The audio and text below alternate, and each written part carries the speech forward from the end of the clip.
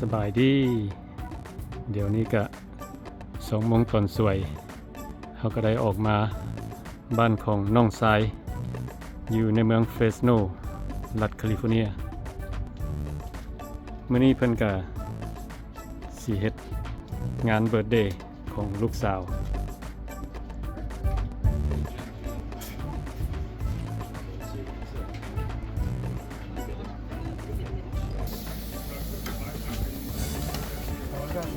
Skirt steak. ชิ้นงัวเนาะ Yeah, some beef. โอ้ Marinated overnight. It's a sweet and spicy steak. ฮะ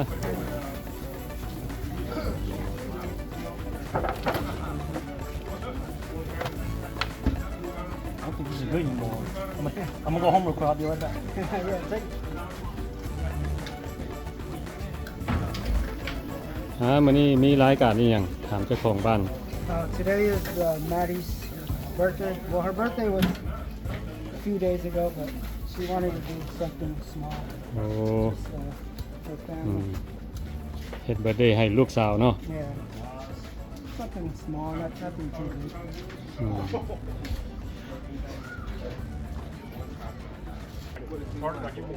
คนพอปเปอร์ก็มาเด้อมื้อนี้เด้นั่งอยู่2 คนนี่เด้ยูทูบเบอร์เด้อนี่นะอันนี้ก็สิเป็นEat with Chinda แล้วก็ต่อไปหันกับกินกับไปบ่ได้ถ่ายบ่มื้อนี้น่ะ กำลังbrainstorming อยู่นี่ โอ้กำลังปรึกษากันว่าสิเฮ็ดจังไดเนาะอันนี้ล่ะยูทูบเบอร์นะสิเฮ็ดหยังก็ต้องได้ปรึกษากันก่อน บอสดีใจว่า he's up to technology กล้องตัวใหม่ก็ฮู้เบิดแล้วเดี๋ยวนี้ โอ้ ชื่ออยู่ว่าตอนนั้นพ่อเคยถ่ายนะต้องใส่กล้องcamcorder อันนี้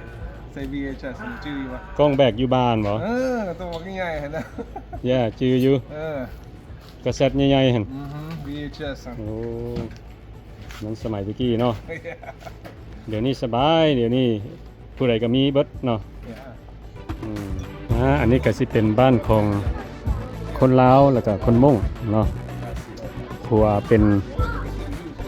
คนลาวเมียเป็นคนม้งแล้วก็เพิ่นมีลูกสาวผู้หนึงนํกันอันนี้ก็สิอยู่หลังบ้านของเพิ่นนี่เนาะหลังบ้านก็มีต้นหมากกระทันใหญ่หมากกระทัน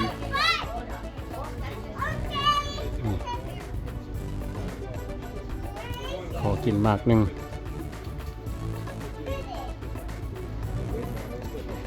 หมากกระทันใหญ่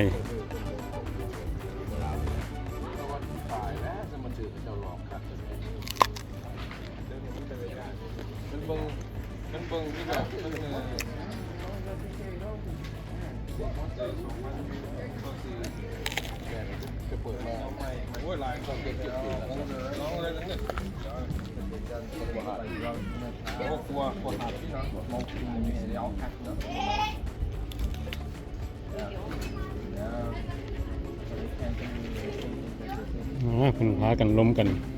เรื่องเฮ็ด YouTube แม่นว่าเรื่องเฮ็ด YouTube บ่ล้มกัน บ่ทั่วไป รวมกันเรื่องพวกเทคโนโลยีนะอยากว่าเรื่องไอเดียนะถ้าคอยเฮ็ดshort video 30 seconds เท่านั้น most of my videos are 30 seconds yeah that's why for me and 41,000 followers on Facebook and YouTube จะ followers อะไร โอ้บ่ฮอด200คือจะปีแล้วฮะ 41 41,000 บ่ YouTube เฮ็ดมาจากปีแล้ว If you guys want to follow me 41,000 it's nothing though wow 41,000 followers you on Facebook เนาะ yeah you have Facebook เป็นดารา Facebook เดี๋ยวนี้มัน it's nothing ล่ะตะกี้มันความสำคัญ like สูงเดี๋ยวนี้มัน nothing ล่ะ โอ้ yeah ตะกี้เขาให้เงินหลายเดี๋ยวนี้เขาบ่ให้ละ ห่วยมากี่ไลค์แท้ Facebook นี่นะ เขาอยากให้เฮ็ดเฮา they give us a lot of tasks เขาอยากให้ตอบทุกคอมเมนต์เขาอยากให้ไปส่งนี่ส่งนั่นเขาอยากให้สมมุติว่าเขาเฮ็ด food video เขาอยากเฮ็ด comedy video you got to do everything like a basketball game, baseball game, you get hed only one บ่ได้เดี๋ยวนี้ you got to do everything ต้องแชร์กับกลุ่มนำกลุ่มลาวกลุ่มมองกลุ่มเขมร you got to share to everything yeah they even tell you on the task share to 5 groups I was excited though. This is คือเขามาเป็นนายเฮานี่เนาะ yeah บอกให้ได้เฮ็ดนี่ I like เดี๋ยวนี้ก็มาเฮ็ด I'll get it เดี๋ยวนี้จินดาก็มาเฮ็ดYouTube นำเนาะ มาลอง ลองเบิ่งติดตามเพิ่นเด้อ Eat with Jinda Eat with Jinda ช่องYouTube ใหม่เนาะ แล้วก็ต่อไปหั่นก็เป็นอันน่ะกินกับไป กินกับไป อันนี้ก็ช่องใหม่คือกันเนาะ แม่นกับไปแล้วก็เริ่มปีนี้นี่ Eat and go Eat and go จ้ะ Eat and go หรือว่ากินกับไป แบบง่ายๆ กินแล้วก็บ่อยู่ อันนี้ผู้นี้ไหนเด้อล่ะผู้นี้ ซื้อยัง I'm a new YouTuber too. อันนั้นซื้อยังล่ะ All gang related. Not gang, but gang. GAIN related. มีแต่ยูทูบเบอร์ใหม่อยู่นี่นะของเฮากับใหม่คือกัน ไม่อยู่ไส This I'm going on 3 years Yeah barely Yeah. Oh I think longer than that ตั้งแต่3ปีก่อนเข้ามาตรงนี้ ผู้ดี3 ปี เพราะว่า I started พอได้ monetize จุฬานี่บ่ July 2023 Wow Yeah 3ปีพอดี ผู้ดี3 ปี So คันนั้นถ้าอยากเริ่มใหม่นี่นะ What is your suggestion อยากเริ่มเฮ็ด YouTube ใหม่นี่หว่า คือแบบค่อยมีแต่200เซิร์ฟนี่นะเฮ็ดมันเป็น400 500เนาะได้ มีแต่อันถ่ายวิดีโอแล้วก็โพสต์ลง You have to be like consistent, you know อย่างขี้ไล่one video every week ก็ดีคือกันตอนเฮาเฮ็ดใหม่ๆนี่ โอเค แล้วบัดนั้นเฮาก็เริ่มเฮ็ดtwo video a week แล้วก็เรื่องเพลงอันนี้มันมี copyright แม่นบ่ Yeah พยายามแบบอย่าเอาเพลงลง เพราะว่าส่วนหลายมันสิบ่เข้าเด้ อ๋อ Yeah เวลาเฮาเอาเพลงลงไปเขาสิเอิ้นว่า copyright and then that's not gonna count towards your You're not gonna monetize Yeah บ่ได้เงิน monetize บ่ได้เงิน ได้กี่หักบ่ได้เงิน ได้วิวได้นะ ได้ใส่เหือแฮง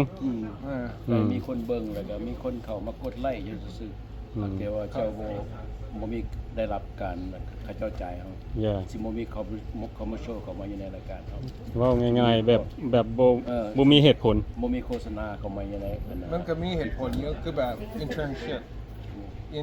เฮาเฮ็ด for free right Yeah เขา gain experience บ่มีเหตุผลสำหรับเจ้า ผู้เฮ็ดหั่น อ๋อโอเคสัน แม่นบ่ It's No good reason on you เจ้าเฮ็ดให้คนเบิ่ง everything yeah good หากแต่ว่าผู้อยู่บ่มีเหตุผล Yeah ลองสิลองโอเคอีก4 hopefully I get 400 followers จะมีเวลาลงมือละ2คลิป 2 clip one Yeah Oh my god เฮ็ดสั้นๆคลิปนึงประมาณ5หรือ10นาที Okay I'm gonna take his advice 5 minutes minimum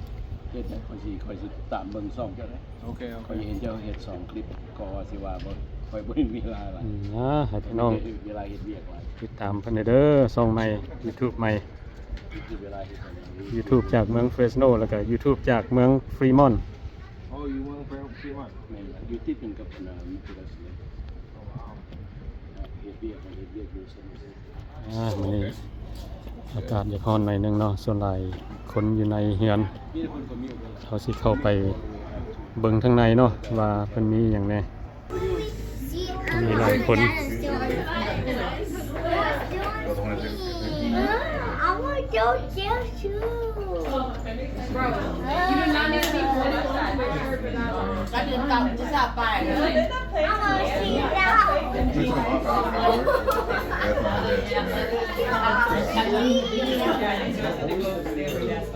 like still thinking. Oh, it's because your birthday. อันนี้ก็สิฮะโชว์ให้เบิ่งดูว่ามีอย่างนี้นี่ว้าวอันนี้ Pasta. พาสต้า Alfredo pasta. นี่สิเป็นปิ้งซีน Barbecue. แล้วก็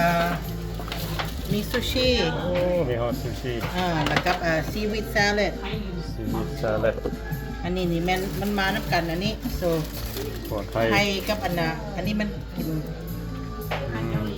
อาหารเกาหลีนั่นน่ะอันนี้พ่อมีบ่ บาร์บีคิวอีก ว้าว โอเคไก่แล้วก็ตำพุงหลวงพระบางตำพุง ว้าวสูตรผู้ใดทำนี่ล่ะฮะ คอย มันผู้ใดเฮ็ดตำพุ่งน่ะ คอย โอ้ อันนี้มันไก่พัดนิ่ง โอ้มีฮอต อันนี้ของอเมริกาที่ไหน นี่ก็เฉพาะละหอมวินิเกอร์ yeah บัฟฟาโลวิงเดนแล้วก็น้ำหวานแล้วก็ข้าวประเทศมีฮอตน้ำหวาน ก ข้าวเหนียวข้าวกำ ำว้าว แดงนะคะน้ำหวานโรมิก ลูมิด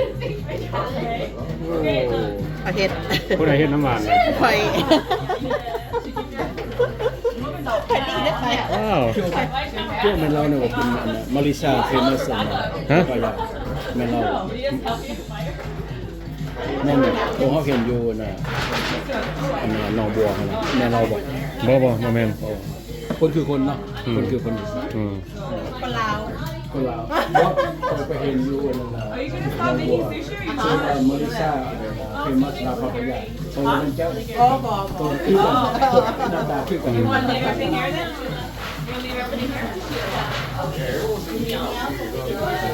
มีแกงหน่อไม้เด็ดเจียว ฮะ มีแกงหน่อไม้ มีแกงหน่อไม้เหรอเอาลองเบิ่งเป็นจังได๋อาหารมื้อนี้มีหลายvariety เนาะ มาเบิ่งนี่หยังเด้อ มีเจียนปีกไก่ขาไก่ Chicken wings อันนั้นน่ะ Buffalo Wild Wings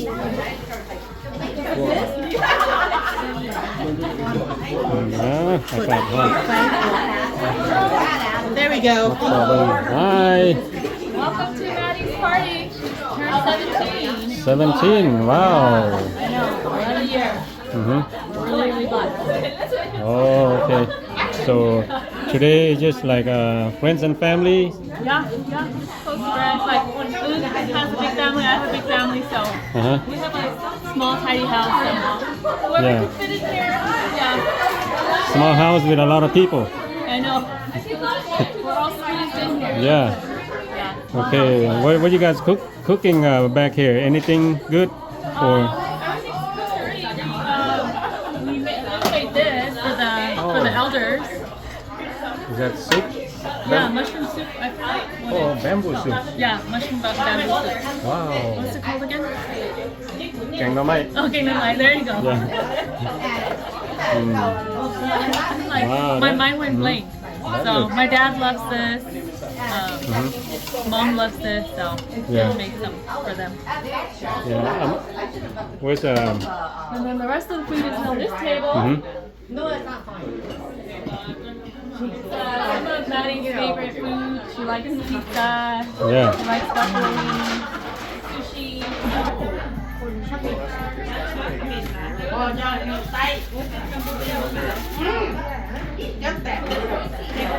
Okay, you guys ready for the first game? Yeah. We got a gift card. Okay. You're gonna have to do a gift card because we have a gift card. มาจากผู้ ซ้ายล่ะกินแล้วเพิ่นเลยเด้ แล้วเนาะ น้ำร่วงประบางสไตล์เพิ่นล่ะ มาปรึกษา เกี่ยงล่ะ ยูทูบเพราะว่าเมื่อเมืองลาวของซ้อนถ้าจากเมืองลาว โอ้มี กระดูกข้างหมูบ่นี่ ข้างหมู ไม่เป็นแต่แซ่บแล้วนั่นน่ะ อันนี้ gain related taste or style recipe เนาะ recipe บุเหลือ เบิ่งไข่ใหญ่นี่ แกงหน่อไม้ แกงหน่อไม้ แนวคนมักแล้วก็ต้องมีมักเผ็ดนี่มักเผ็ดนักไปนำ อืม เผ็ด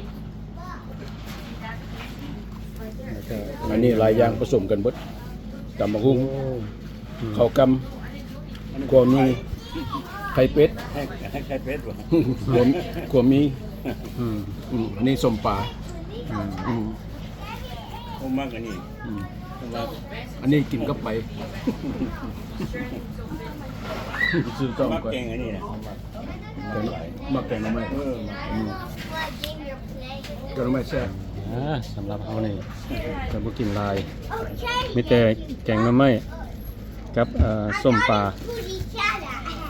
กับข้าวเหนียวข้าวกำข้าวเหนียวข้าวกำกับส้มปลา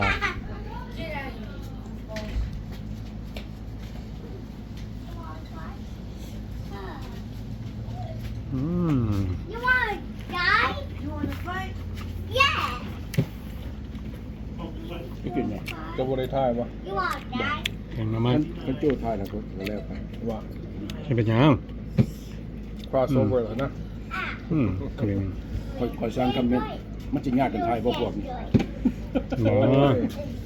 แต่เคยเห็นหมดสตรีมเมอร์เขาเป็นแก๊งสตรีมเมอร์พุ่น5-6 คนพุ่น สตรีมกับกันกล้องหนึงอยู่นี่กล้องหนึงอยู่นี่ พอเป็นเซมแกงที่ บ่ผมyep exactly สไตล์บ่คือกันเด้ you know yeah yeah but in the same frame it don't matter people get different perspective different POV yeah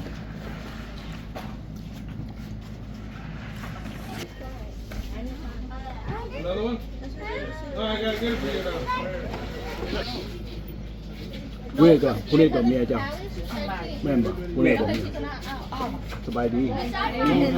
นี่เมื่อกี้นี่ได้เข้า10เดียวใช่ไหม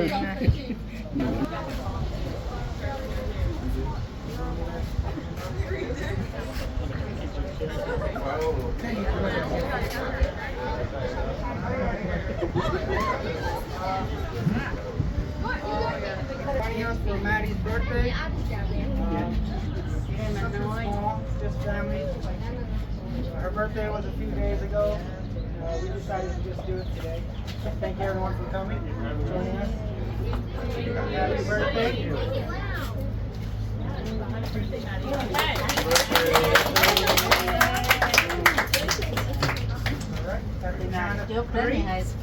2, 1. Happy birthday to you. Happy birthday to you. Happy birthday, dear Maddie. Happy birthday to you.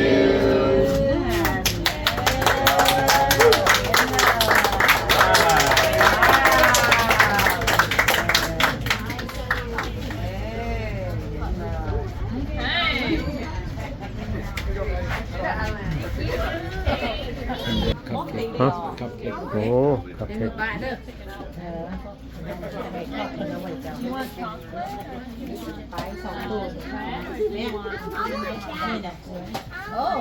กันลืมเหมือนกัน Big 17 Big 17 มื้อนี้ก็มีแต่ลูกแต่หลานฉลองเบิร์ธเดย์ฉลองเบิร์ธเดย์เนาะ เป็นเดลาด มีแต่นักเรียน นักเรียนรุ่นเก่านักเรียนรุ่นเก่า รุ่นเก่าแน่ ผ่านมาหลายปี รุ่นเก่าแล้วนี่นะ รุ่นเก่าพอแล้ว รุ่นเก่าเนี่ยนะคะ อันนี้พวกรุ่นใหม่ครับ รุ่นใหม่คุณว่า นักเรียนรุ่นใหม่ What is it the first? Okay, now มีไอศครีมแล้วก็มีคัพเค้ก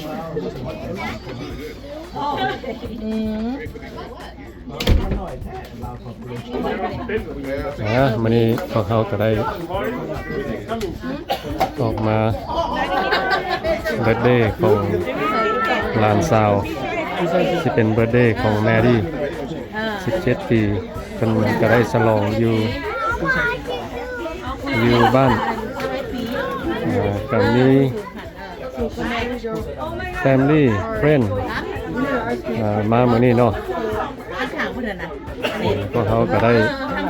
ออกมาเล่นแล้วก็ต่างถ่ายวิดีโอให้ทุกคนได้เบิ่งนำเนาะอันนี้ก็สิเป็นเบิร์ธเดย์ของคนลาวซอดมุ่งอยู่ในเมืองเฟรสโนรัฐแคลิฟอร์เนียเขาก็จะได้จบคลิปนี้ไว้สมิสก่อนแล้วก็ขอบใจทุกคนที่เข้ามาเบิ่งวิดีโอของเรา